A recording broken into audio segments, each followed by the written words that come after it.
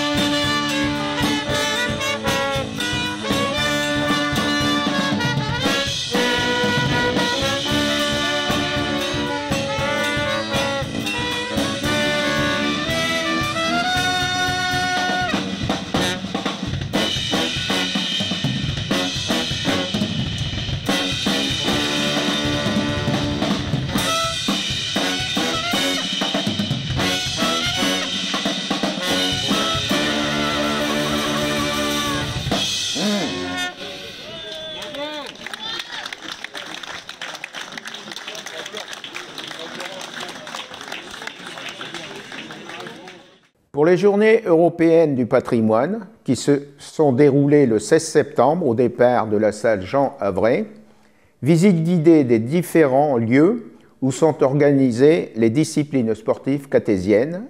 Suivez le guide. Alors c'est vrai qu'on n'était pas très nombreux, mais le temps était agréable. Donc on a fait une belle balade dans le cadre des Journées du patrimoine. Donc cette année le thème c'est patrimoine vivant, patrimoine du sport. Donc évidemment en rapport avec les Jeux Olympiques à venir l'année prochaine. Donc on avait fixé un petit circuit au départ de l'ancienne salle de gymnastique. On passait par l'espace Turu et ensuite on se dirigeait vers les équipements extérieurs. Donc le City, le stade, la salle de sport et on finissait à la piscine. Alors pas dans la piscine, attention, hein, c'était juste une présentation du bâtiment. On ne plongeait pas. On ne plongeait pas, non. Pourtant c'était bien tentant. Voilà. Alors, l'ancienne salle de gym donc, qui était destinée à la société L'Alerte, hein, qui a été la première société de gymnastique, alors qui était entraînée par un Sédou, hein, le commandant Albert Sédou. Donc j'ai eu la chance d'avoir avec moi Monsieur Langrand, Thierry Langrand, qui est ma référence hein, au niveau de l'histoire du Cateau, donc qui était avec moi. On a encore fait une petite visite à deux voix et donc plein d'anecdotes évidemment de sa part, donc notamment le commandant Albert Sédou qui emmenait toute sa troupe de cyclistes pour un entraînement avant de rentrer dans la salle de sport. Alors salle de sport qui date de 1899. Qui est située juste à côté de la piscine, hein, donc l'ancienne piscine découverte qui date de 1903, qui servait accessoirement d'équipement de douche hein, des sportifs après l'effort. Et le terrain de football, alors pareil, hein, une belle anecdote aussi sur ce terrain de football qui a été sujet à pas mal de polémiques, puisque normalement les terrains de foot ont des normes spécifiques, et là on était sur un terrain pas très rectangulaire, pas trop carré, un petit peu trapézoïdal. qui avait été donc sujet à polémique lors d'un tournoi entre deux équipes fratricides.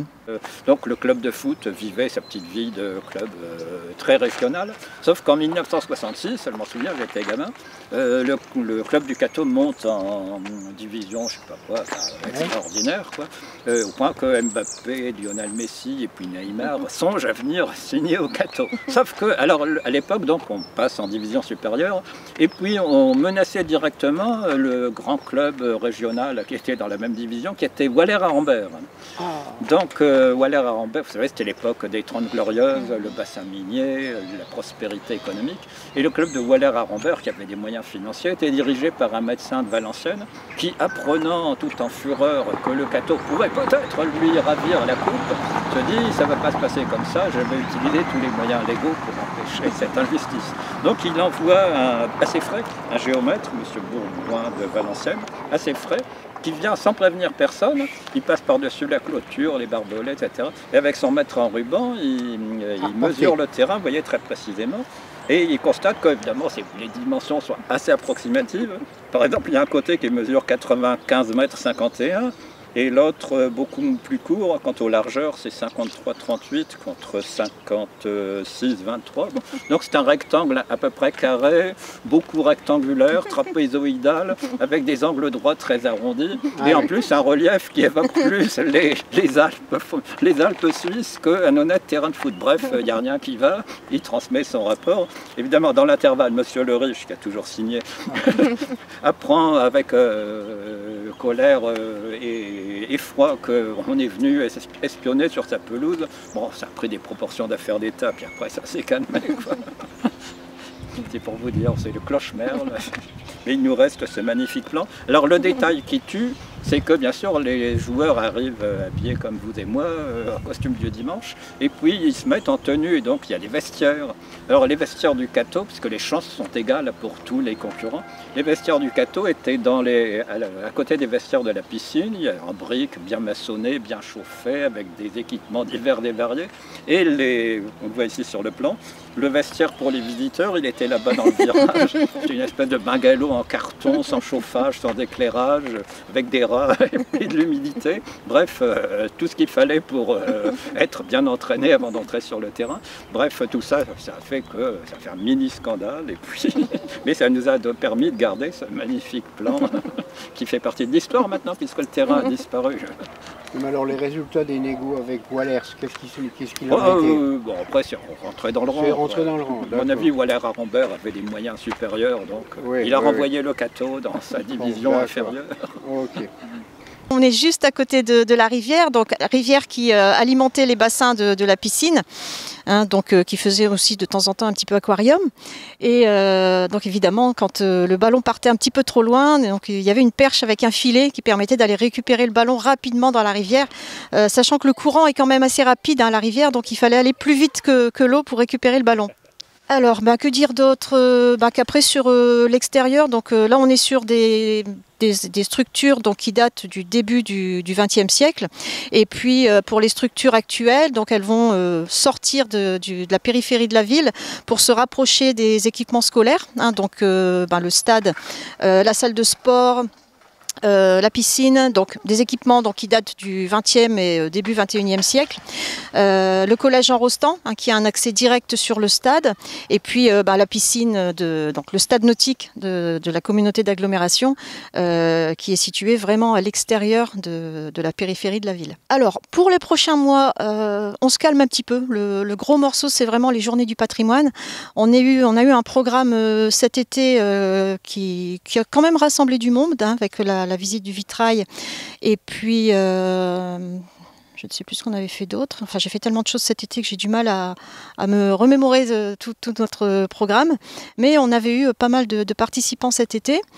Donc le gros du travail, là, c'était ce week-end, hein, les journées du patrimoine, où on avait aussi une grosse journée ici au Cateau avec le circuit sur les équipements sportifs matin, après-midi. À 17h, on avait réussi à caser une visite de souterrain, donc qui a été rapidement complète. Et puis on termine à la brasserie historique du Cateau, puisqu'on est le 3e samedi du mois, et donc maintenant c'est une visite récurrente qui a toujours beaucoup de succès. André Biangou nous présente François Dedon, nouveau policier municipal à qui nous souhaitons la bienvenue. Et interview Fabien Carpentier, qui est délégué à la sécurité, et Loïc Gervais, chef de la police municipale, qui nous présente le bilan de l'année 2022. Alors, nous avons prévu d'être ici parce qu'il y a des petites annonces à nous faire. Oui, tout à fait. On va déjà vous présenter. Aujourd'hui, on a Jean-Michel Levent qui vient de partir en retraite. Et donc, on a un nouveau policier qui vient d'arriver, qui va se présenter juste après. On voulait aussi vous présenter un petit résultat sur l'année 2022, sur les statistiques, par le chef de police, M. Loïc Gervais. Et je vous présenterai les investissements 2023 pour la police qu'on avait travaillé depuis déjà un an. D'accord. Donc, à partir de ce moment-là, on va nous présenter notre nouveau policier, c'est ça? Tout à fait. Je vais laisser se présenter lui-même et prendre un petit peu connaissance justement avec les Catésiens et Catésiennes par le biais de la caméra. Bon, voilà, vous avez maintenant l'occasion de vous présenter aux Catésiens. Je m'appelle François Dedon, j'ai 30 ans. J'ai fait 5 ans de gendarme adjoint volontaire au psych de Château-Thierry en gendarmerie.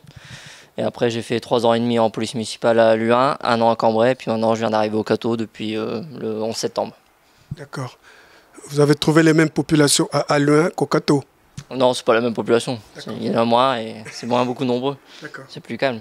Bon, alors, qu'est-ce qu'ils vous disent? Ils vous posent pas la question, qu'est-ce que vous faites là, vous? Si, ils sont surpris. Ah bon. Mais après, je dis que c'est pour le remplacement de M. Jean-Michel Levent, de son départ en retraite. Bon. Est-ce que vous vous sentez bien au Cateau? Ouais, je suis bien. J'ai bien été accueilli, bien reçu. Et la population a l'air sympathique et agréable.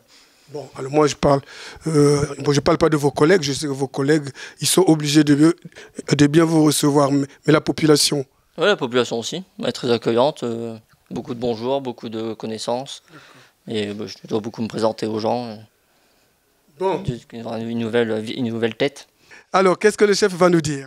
Bon, on va parler un petit peu des missions de la police municipale du Cateau-Cambrésis pour l'année 2022. Donc un petit peu les statistiques. Donc savoir qu'il y a de nouvelles missions qui ont été attribuées à la police municipale. Donc au niveau du permis de louer et du permis de diviser. Donc il y a 2 agents qui sont maintenant agréés au commissionnement pour le permis de diviser. Et on fait le permis de louer avec le service logement qui gère tout ce qui est la partie administrative. Nous, on gère tout ce qui est partie technique. Donc pour un petit exemple, 2022, on était à 85 logements dans le cadre du permis de louer, 50 logements dans le cadre de la convention CAF collectivité territoriale qui avait été mise aussi en place en 2021 par la collectivité territoriale. Donc cette année, on est à peu près à 54 logements, donc on va battre un petit peu les records des autres années. En fait, le permis de louer, c'est une première visite avant la location pour voir si les propriétaires donnent les logements dans de bonnes conditions aux locataires. Voilà. La convention CAF collectivité, c'est différent. On fait la visite lorsque les gens sont à l'intérieur ou sur demande de la CAF. Et là, on voit si les propriétaires ont bien fait ce qui leur avait été demandé. Okay. Donc voilà, ça c'est pour le permis de louer, permis de diviser. Donc il faut savoir qu'en contrepartie au niveau administratif, on fait tout ce qui est CNI passeport, pièce d'identité, donc au niveau du poste de police municipale. Donc il y a une augmentation très importante des demandes, puisque les écoles sont fort demandeuses, puisqu'il y a des voyages scolaires et tout ça. On a MFR aussi qui est vachement demandeuse au niveau des passeports et pièces d'identité. Donc il faut savoir qu'au niveau national, on peut venir sur le Cateau pour faire les demandes, pièces d'identité et passeports. Un petit exemple, 2021, on était à 1050 pièces. En 2022, on était à 1600 pièces. Et là, on est à peu près à 1800 pièces déjà. On n'a pas terminé l'année. Donc il y a une sacrée augmentation au niveau des demandes de pièces d'identité et de passeports. Ensuite, il y a tout ce qui est police de la route. On a une compétence police de la route. Donc il faut quand même savoir que la police municipale travaille sur tout ce qui est timbre-amende, procès verbal, donc à paiement immédiat. Pour 2022, on était à 428 infractions relevées par la police municipale. En contrepartie aussi, là-dessus, on travaille sur tout ce qui est entretien terrain. On est à peu près à 57 demandes d'entretien de terrain sur la collectivité du Cateau-Cambrésis. Sur les 57, on a 55 demandes qui ont été, on va dire, faites par les propriétaires et 2 verbalisations qui les propriétaires n'ont pas fait ce qui avait été demandé, c'est-à-dire l'entretien. C'est l'article 23 du règlement sanitaire départemental. C'est une obligation d'entretenir ces terrains. Donc on était là-dessus. Ensuite, une nouvelle mission qui nous a été, qui est dans la compétence police municipale, c'est de la problématique insalubrité poubelle qu'on a mis en place, c'est-à-dire que les gens ont 24 heures après le passage des éboueurs pour rentrer leur poubelle, ce qui n'était pas fait, on va dire, sur le Cateau. Donc il y a une mesure qui a été prise. préventive au départ, et maintenant on est plus dans la répression. Il faut savoir qu'il y a eu 21 poubelles retirées, donc ça c'est de la répression, et on est à 6 verbalisations, là sur la dernière phase, pour des gens qui ont récidivé à ne pas rentrer leurs poubelles. Ça, c'est sur tout ce qui est, on va dire, insalubrité. Après, bon, je ne veux pas rentrer dans l'ensemble des détails. Au niveau des poids lourds verbalisés dans le centre-ville, on est à 11 poids lourds. Au niveau des contrôles vitesse, on a fait 20 contrôles vitesse, il y a eu 18 verbalisations. Sur le reste, bon, c'est des infractions multiples. Comme j'ai dit, il y a 428 procès-verbal électronique, PVE, et on est sur 30 verbalisations PV, donc c'est des infractions plus grosses, c'est des infractions qui sont à la correctionnelle, qui après est transmise à la gendarmerie pour faire l'enquête. Voilà. Bon, moi je voudrais revenir sur une étape. Qu'est-ce que ça veut dire permis de diviser? Alors le permis de diviser, donc il faut savoir qu'on a des grosses demeures sur le Cateau-Cambrésis, et on s'était rendu compte, la collectivité et l'ensemble des partenaires, que des gens de l'extérieur arrivaient pour acheter ces grosses bâtisses et diviser les bâtisses pour en faire des locations, plusieurs locations à l'intérieur. Donc, au niveau du plan local d'urbanisme, on a mis en place un dispositif qui est une obligation légale, c'est-à-dire il faut qu'il y ait un local poubelle, il faut qu'il y ait des places de stationnement, il faut qu'il y ait les normes qui soient bien respectées au niveau des logements. Et si seulement ces normes sont bien respectées, on peut attribuer le permis de diviser. Sinon, négatif, il n'y aura pas de permis de diviser et la bâtisse restera en l'état, c'est-à-dire que s'il y a un logement, elle restera sur un logement, s'il n'y a pas la possibilité de mettre du stationnement pour un autre véhicule. Voilà. Alors, s'il y a un locataire qui quitte une maison, oui. Est-ce que le propriétaire il peut relouer comme ça ou bien il peut vendre? Alors, si le locataire s'en va, oui, il peut vendre. S'il doit relouer, si il est dans le dispositif du permis de louer, il est dans l'obligation de refaire une demande de permis de louer, de renvoyer les papiers au niveau de la CA2C pour qu'une visite soit refaite derrière, parce que entre un locataire et un deuxième locataire, il peut y avoir des destructions, il peut y avoir des nuisances, donc on revérifie avant que le locataire revienne dedans que tout est bien aux normes. Donc quant à la vente, il peut vendre en l'état? La vente, il peut la vendre en l'état, il n'y a aucun souci là-dessus. D'accord. Voilà. Ok, non, mais parce que ce sont les questions que les gens se posent un peu partout. Après, la vente en l'état, si le logement a été dégradé, le prix de l'habitation va baisser. Mais bon, il n'y aura pas de contrôle de la police municipale pour voir s'il y a eu des dégradations ou quoi que ce soit à l'intérieur avant la vente. Ça, c'est un problème entre le propriétaire et le futur acquéreur. D'accord. Voilà. Ok. Mais voilà. Bon, nous allons donc repasser à Fabien. Alors voilà, Fabien, tu vas voir donc la lourde responsabilité de conclure. Ouais, avant de conclure, je voulais parler justement des investissements de 2023, c'est-à-dire qu'aujourd'hui, on a pris les résultats 2022 en termes de vidéoprotection, ce que ça a créé comme aide. Aujourd'hui, on est à 85%, Loïc, si je ne dis pas de bêtises. 85% des affaires sont solutionnées grâce à la vidéoprotection. Dans ce phénomène-là, sur l'année dernière, donc il y a déjà à peu près un an, avec Loïc, on avait travaillé sur l'objectif d'investir à nouveau dans une extension de la vidéoprotection. Dans ce principe, on a dû faire un plan par le biais de la SNEF, c'est la société avec laquelle on travaille sur la vidéoprotection, avec des lieux bien précis qu'on avait décidé avec le chef de la police et moi-même. Ce dossier était présenté au maire, c'était en fin d'année dernière. Après présentation au maire, j'ai réuni la commission de sécurité sur laquelle on va retrouver des élus du groupe majoritaire, mais aussi de l'opposition, pour validation on va dire de l'idée principale. Et de cette idée principale, après on avait le budget qui a été alloué lors de la réunion du groupe. C'était en début d'année, lorsqu'il y a eu le budget de voter pour l'année 2023. Et on a donc un budget de presque 60 000 euros de vidéoprotection en extension qui va être encore ajouté sur le Cateau, avec des sites vraiment particuliers qui vont continuer à contribuer au bien-être et à la protection des habitants de la ville du Cateau. Donc voilà, je voulais quand même insister là-dessus parce que c'est important aussi. Les investissements sont faits, mais ils sont raisonnés et ils passent sur des principes bien précis. Donc voilà, aujourd'hui, là où on en est. Bon, il y a des gens qui se demandent pourquoi est-ce que les après-midi, ils appellent la police, il n'y a personne. Il y a des gens qui se posent cette question. C'est pas qu'il y a personne, il est obligatoirement quelqu'un, puisque vous avez la personne qui s'occupe des cartes nationales d'identité qui est présente sur site toute la journée. Donc c'est de 8h45 jusqu'à midi et de 13h45 jusqu'à, de mémoire, c'est 18h. Donc il y aura obligatoirement quelqu'un. Après, le problème qui se passe, entre guillemets, c'est-à-dire que lorsqu'il est avec un citoyen quelconque pour faire une pièce d'identité, le temps de répondre, on va pas couper non plus la discussion avec la personne, donc ça peut jouer. Mais après, de toute façon, sans ça, il peut y avoir le transfert qui se fait automatiquement sur les portables des policiers pour une réponse immédiate. Donc, on est à peu près quasi sûr de joindre la police. C'est obligatoire. Donc, à bon entendeur, salut. À bon entendeur, salut. Voilà. Bon, qu'est-ce qu'on n'a pas soulevé comme...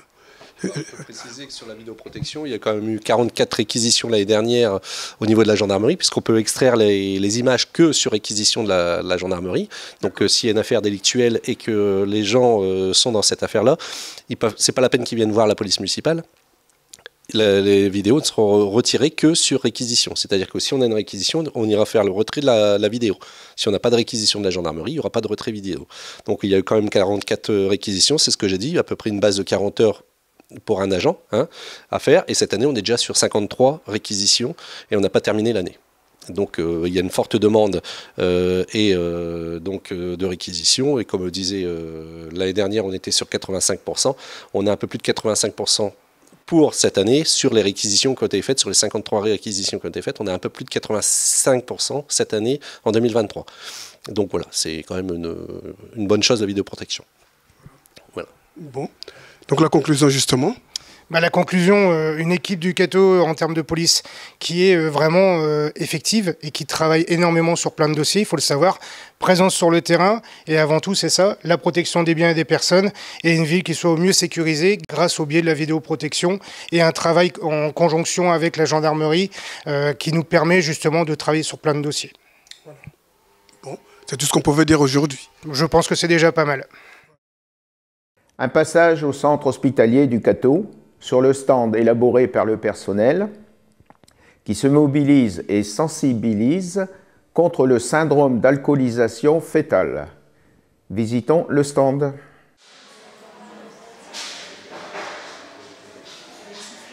Donc nous sommes présents aujourd'hui au centre hospitalier de Le Cateau pour tenir un stand d'information concernant la prévention du syndrome d'alcoolisation fœtale.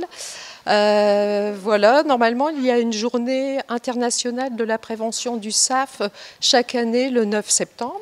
Donc aujourd'hui nous sommes le 19 septembre, nous avons un petit peu de retard, mais nous avons un message à faire passer, c'est vraiment zéro alcool pendant toute la grossesse.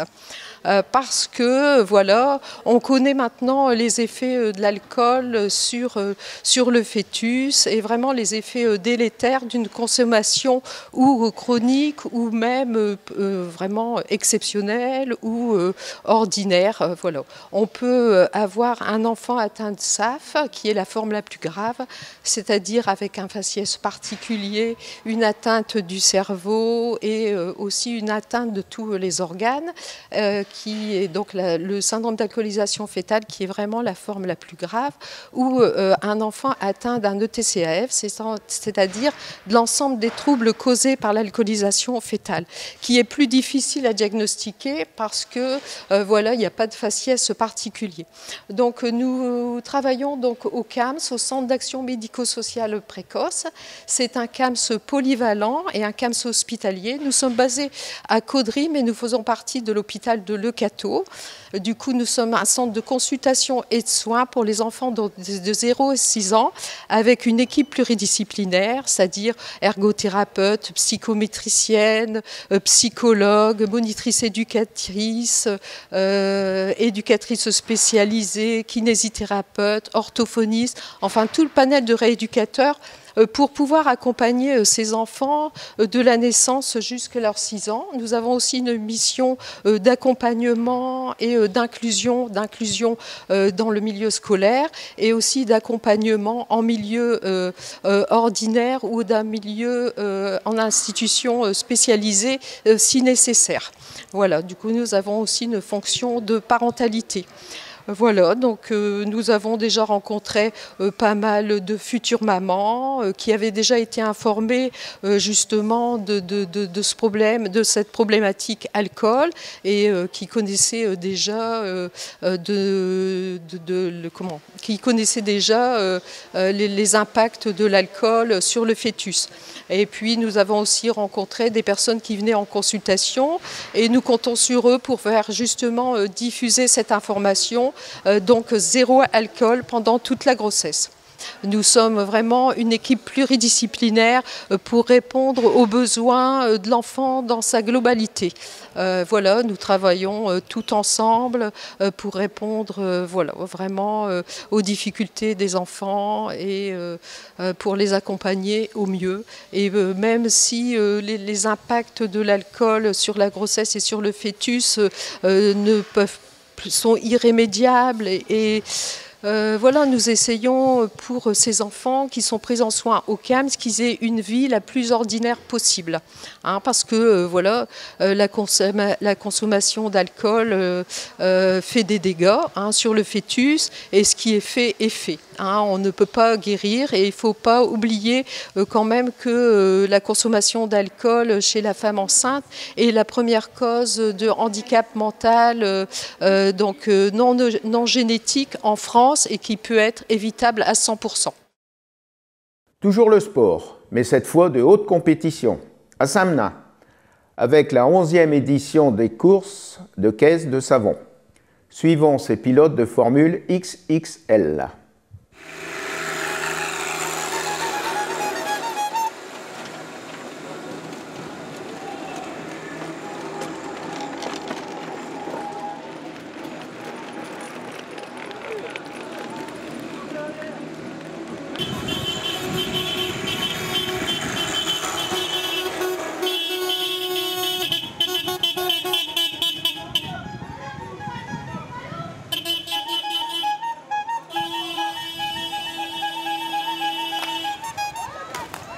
Alors, ce qui s'est passé, il y a eu la course annuelle de caisse à savon avec 17 participants, une superbe course avec beaucoup d'animation, beaucoup d'amusement et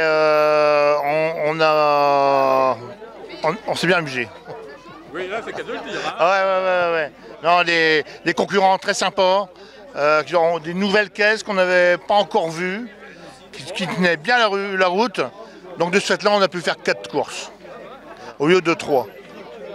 Et les remerciements adressés à quelqu'un? À tout le monde, à tous les membres du comité des fêtes, au Bafiou, à Madame le maire, aux sponsors qui nous ont bien aidés aussi parce qu'il y a de l'argent en jeu. Et voilà. Donc bonjour à toutes et à tous. Donc je voulais remercier tous les bénévoles qui nous ont aidés depuis 6 h du matin à mettre en place tout ce qui est barrières et ballots de paille. Donc on était à peu près à 250 barrières et plus de 200 ballots de paille posés. Un remerciement aux participants qui se sont donnés cœurs et âme pour faire l'animation. Bon, pour moi j'ai encore cassé une fourche, donc c'est la 8e. Donc je ne sais pas si un jour j'arriverai à finir une course de caisse à savon à Saint-Benin. Bon, aujourd'hui on peut dire allumer le feu. Oui, il y a un fumigène qui est sorti du véhicule et qui a mis le feu à un petit ballot de paille. Bon, plus de peur que de mal, ça a été bien maîtrisé. Bon voilà, maintenant j'ai une réputation comme un bon animateur, j'ai fait le show, j'ai fait le boulot. Et voilà, donc bon, ça s'est bien passé, c'était super. Il y a des gens qui sont venus nous voir, ça nous a fait plaisir. Des personnes qui sont venues de Valenciennes, de Saint-Quentin, donc un peu de partout. Et de Compiègne. Plus loin, elle venait de Compiègne. Donc voilà. Il a gagné. Donc ouais. Donc on a fait une remise de récompense sur les 3 premiers, la plus belle, le plus jeune, et c'est tout. Et les Bafiou Et pour les plus jeunes, les Bafiou. Ouais. Voilà. Donc on se donne rendez-vous l'année prochaine. Oui. Dans la joie et la bonne humeur, comme d'habitude. Bonjour, je suis Monsieur Marie, donc j'habite dans le 02, je ne suis pas du 59, donc je viens d'un peu de loin. Mais voilà, je viens pour m'amuser pour la dernière de l'année, puisque là on arrive quand même mi-septembre et il n'y a plus beaucoup de manifestations, quel que soit en caisse à savon ou brocante ou autre. Et donc je suis venu m'amuser. Voilà. Alors parlez-moi un petit peu plus de ce véhicule, qui ressemble à quelque chose qui pourrait parler aux gens. Alors ce véhicule, c'est ni plus ni moins la réplique de la voiture de monsieur Sébastien Loeb qui a été fait en 2013 par Peugeot. Qui a couru à Pikes Peak et qui a gagné. Donc moi en 2015, j'ai fait la réplique à l'échelle 1. Voilà. Donc elle est faite en quoi exactement? Alors c'est un lit. C'est un lit, le châssis c'est un lit, les rambardes intérieures c'était le lit suspendu, les panneaux extérieurs c'est une récupération d'enseigne, c'est que de la récupération. Il n'y a que les roues que j'avais achetées au départ, bon c'est un véhicule qui a évolué depuis, mais au départ j'investis quoi, 300 €. 300 € pour acheter la peinture, les autocollants et puis diverses petites fournitures quoi. Voilà. Donc assez économique au départ. Comment on peut voir vos exploits et en savoir plus sur vous?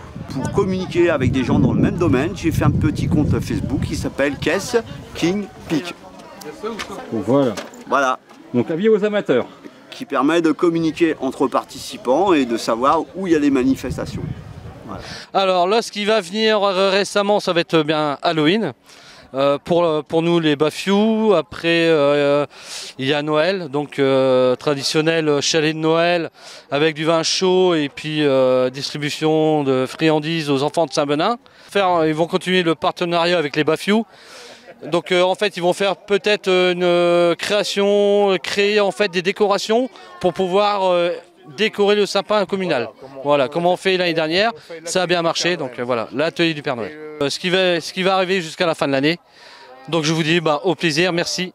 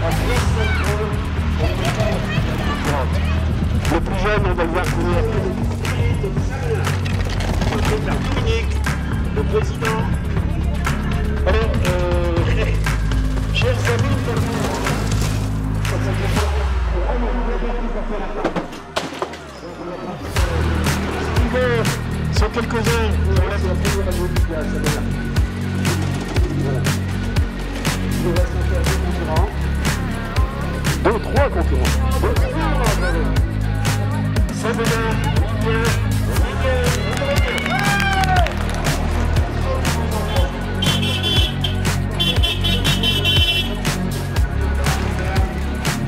Sur la 68,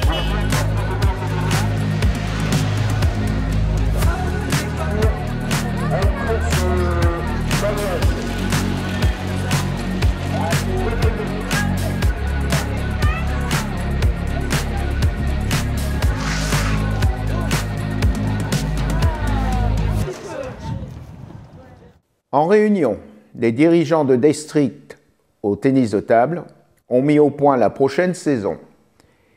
Écoutons-les présenter leurs décisions. Alors aujourd'hui on a une réunion pour mettre un peu au point tout ce qui allait se passer pendant la première phase, les compétitions du district surtout, et un peu pour dire ce qui doit se passer au niveau du comité du Nord. Mais c'était une réunion où il y avait très peu de changements. D'accord. Est-ce qu'il y a des règles qui changent au tennis de table? Non, il n'y a rien qui change cette année-ci. Pour une fois, il n'y a rien qui change. Comment ça se fait que cette réunion s'est encore passée ici alors? Bonsoir André, donc c'est au mois de juin, la réunion précédente, en fin de réunion, à chaque fois, voilà, Thierry demande quel club serait susceptible d'accueillir la suivante. Donc ça fait un moment qu'on n'avait pas accueilli de réunion de district au Cateau. C'est un plaisir voilà, d'accueillir les collègues présidents de club, d'accueillir Thierry, le président du district, et de faire le point, voilà, de passer un petit moment ensemble avant la reprise de cette nouvelle saison. Bon, finalement, qu'est-ce qu'on doit retenir de cette réunion, Monsieur le Président? Retenir surtout qu'on est toujours en manque d'effectifs quand même. Après le Covid, ça a du mal à remonter. Très peu de féminines. On a remarqué aussi une baisse d'engagement des équipes jeunes, ce qui est quand même inquiétant. Je pense que l'année dernière, il devait y avoir 10 équipes jeunes. Cette année-ci, on en a 6. C'est pour dire qu'il faut quand même forcer sur les jeunes, hein, parce qu'on en a de moins en moins. Qu'est-ce qui se passe avec les jeunes? C'est-à-dire qu'ils changent d'études, ils changent... Non, c'est surtout les plus jeunes, l'âge de 9, 10, 11 ans. Mais vous savez, maintenant... les consoles et tout ce qu'on veut, c'est autre chose que d'aller faire du sport. Et bon, malheureusement, on est arrivé à ce stade-là. Moi, je le vois même par chez moi, je le vois. Et bon, c'est très difficile.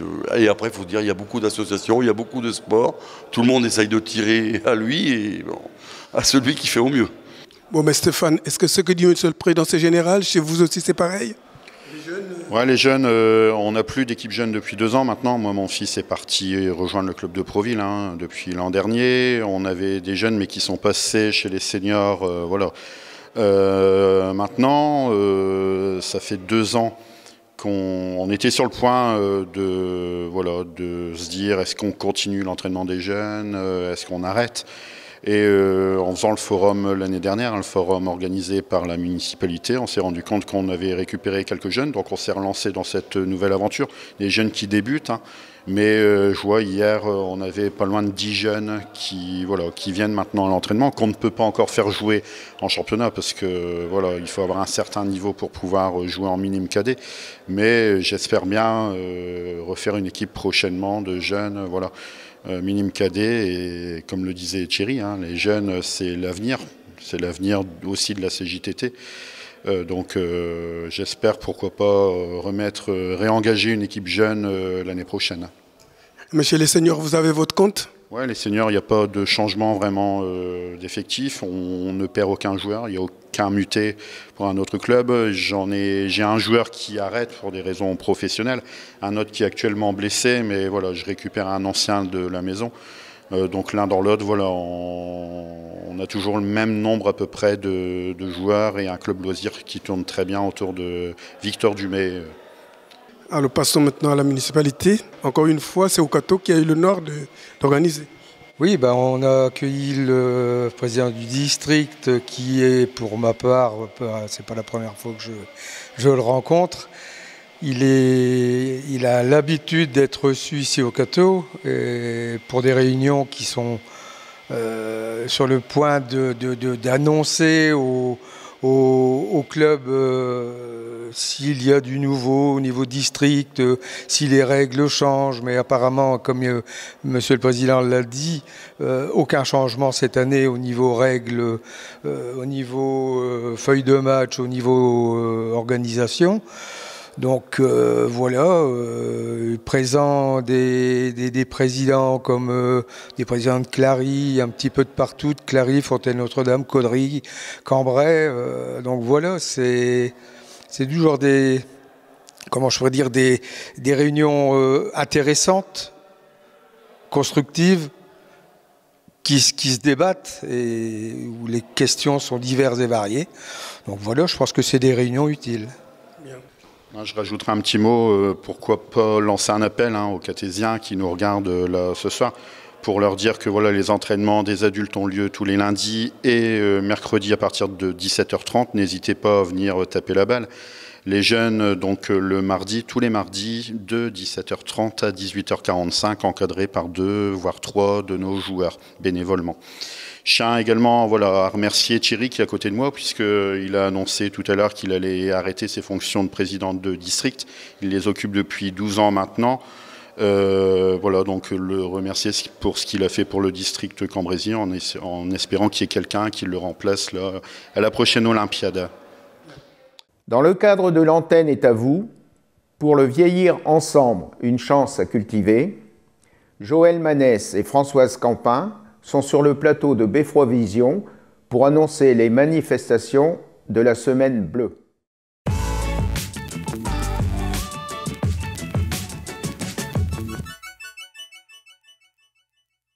Eh bien, bonjour à tous. Donc, je suis en compagnie de Françoise pour vous annoncer les animations de la Semaine Bleue qui débutera du 2 au 8 octobre.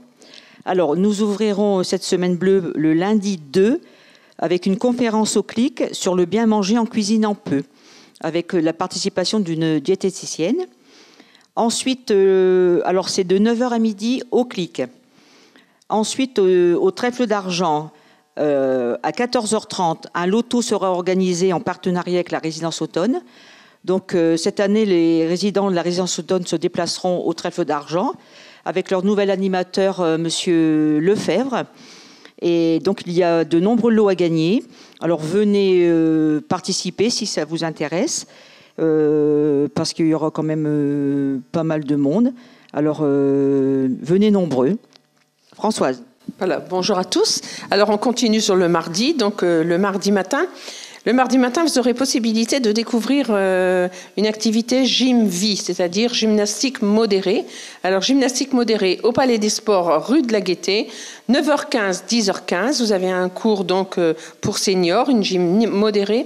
Ensuite, vous avez 10h30, 11h30, gymnastique un peu plus senior actif. Alors, je vous engage vraiment à aller voir parce que quelquefois on est bien surpris. Ce sont vraiment des séances de gym adaptées vraiment à chaque personne.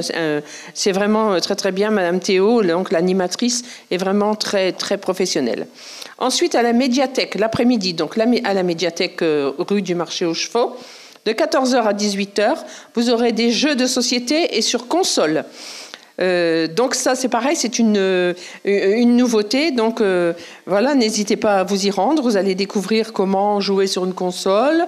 Je pense que ça peut être intéressant. Une exposition aussi, il y aura toute la semaine une exposition sur les délices de la gastronomie dans les Hauts-de-France. Voilà. Alors, nous passons au mercredi 4, donc toujours au Trèfle d'Argent. Là, c'est une marche organisée par Multiforme. Il y aura 2 parcours, donc un pour le centre équestre pour les personnes à mobilité réduite et un parcours de 3 à 4 km. Une collation sera offerte par le Trèfle d'Argent au retour.